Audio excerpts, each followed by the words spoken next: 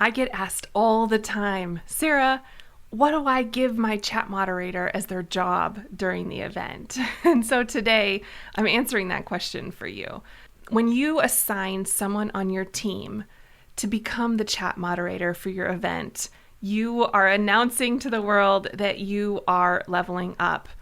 Having this as a job, a dedicated role within your event team is so smart because your guests, they need guidance.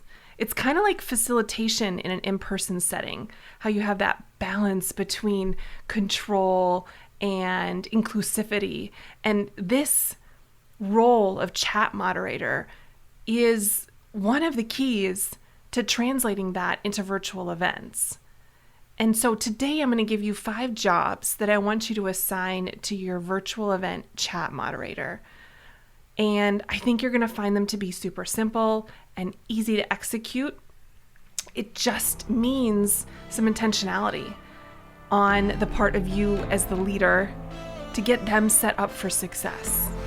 How are entrepreneurs like us daring bravely to build a stage, ditch the sweatpants, and step up to the mic? How do we create our own transformative events so we can get our message out into the world in a bigger way that's not only profitable, but it's actually something we can be proud of? That's the question. And the answers are inside this podcast. My name is Sarah Pfeiffer. Welcome to Green Room Central. So get out your notebook and pen. We're diving in right now. The first one is I want you to assign the job of welcoming guests by name, as many as you possibly can. And when you do this in the chat, use the @ symbol so that it calls them out. So you're using the name that they logged in and under. It feels personal.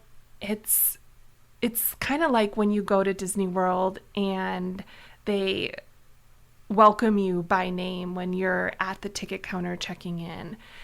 It's that level of just personalization that makes people feel seen and heard. And so the more that you can welcome guests by name in the chat when they come in, the better. It is really a little surprise and delight moment. It's not something that people would expect. So that's the first one. The second one is I want you to assign your chat moderator the job of recapping key points with emojis. That is the key right there. Using emojis in the chat really makes things stand out.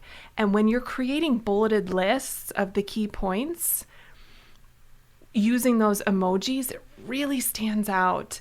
And what your chat moderator can do is kind of build the list as you go. So if you're saying point number 1, and they can drop point number 1 in, and then you say point number 2, and they can drop point number 1 and point number 2. So the list is growing. And then you drop point number 3, and they put point number 1, 2, and 3 as a list of 3 into the chat with those emojis. It really stands out, and guests start to count on that for their note-taking to kind of check themselves and make sure that they're capturing all of those gems that you're dropping. And so what might be helpful if your chat moderator is on a laptop or, a desktop, whatever, when they're on their computer, what I want you to do is have them go into Chrome, for example, Google Chrome, and download the extension for emojis.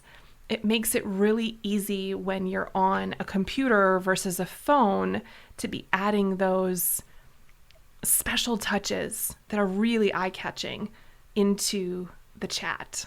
Okay, so that's number 2, recap key points with emojis. And it might help in advance if you gave your chat moderator your outline of what the key points are so they're not guessing. But that's kind of a pro tip. If you can't get there, I understand. Trust your chat moderator to capture what needs capturing. Moving on to number 3, I want you to assign your chat moderator the job of cheering on highly engaged guests. So the people who are engaged in that chat, the people who are smiling and waving or raising their hand when you ask rhetorical questions and they can see that on the video, have your chat moderator be cheering those people on and really encouraging them, because they're setting the example for the rest of the community that's attending your event. And so reward that behavior that you want others to emulate by cheering on those highly engaged guests. And again, be using that @ symbol with followed by their name so that they know that you've called them out and others can see that too. The fourth thing I want to call to your attention is sharing presenter bios. I want your chat moderator to have a list of the short bios of each of your presenters so that they can copy and paste that in when you're announcing the next guest speaker. That should be a job that they have before anyone new comes on stage, is dropping that bio. It's just a little bit of extra kind of behind the scenes information that you can add to the chat that keeps people engaged. We're looking for shiny objects here, right? Because every time we do something that's unexpected or a value add, we capture a little bit more of our guests' attention. And so sharing those presenter bios is key.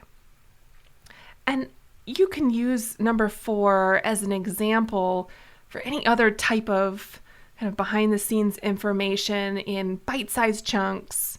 I'm not talking dissertations here, just small amounts of text, maybe 250 characters and less, that you can be dropping in to the chat to just give a little bit more background information to the folks who want it.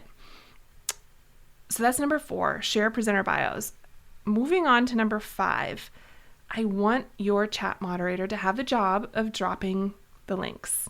So sharing links to your products, your programs, and your offers is essential to converting your guests of your event into buyers. And so your chat moderator needs to have a list handy, pre-typed, of all of the links that you could possibly want to share during the event.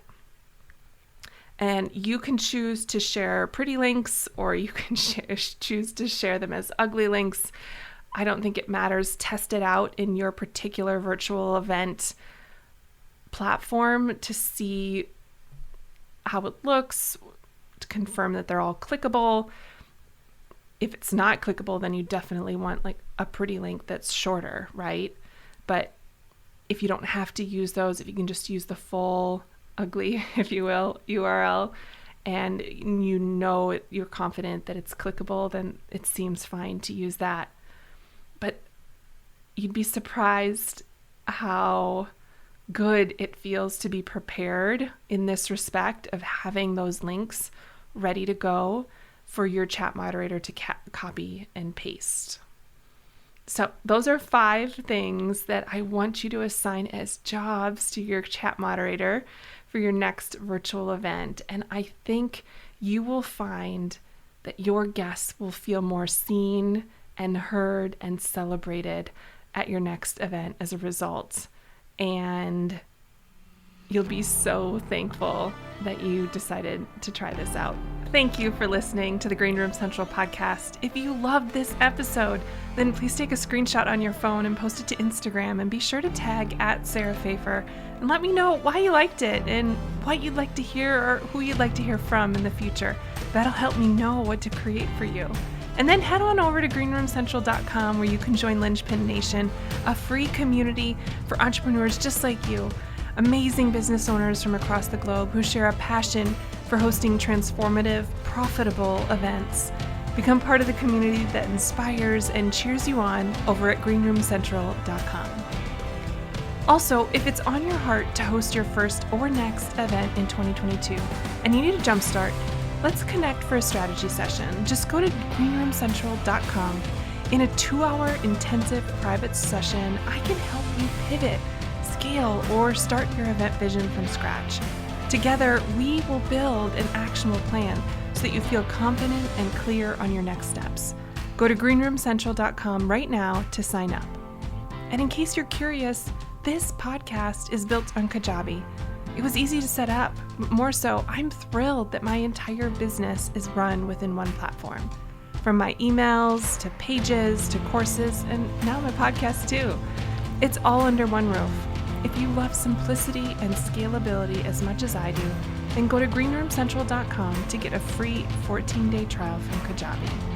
I appreciate your commitment to leveling up and learning the mindset and strategy of live events. Keep going. Keep learning. If you want more, head over to greenroomcentral.com for show notes and all the links from today's episode.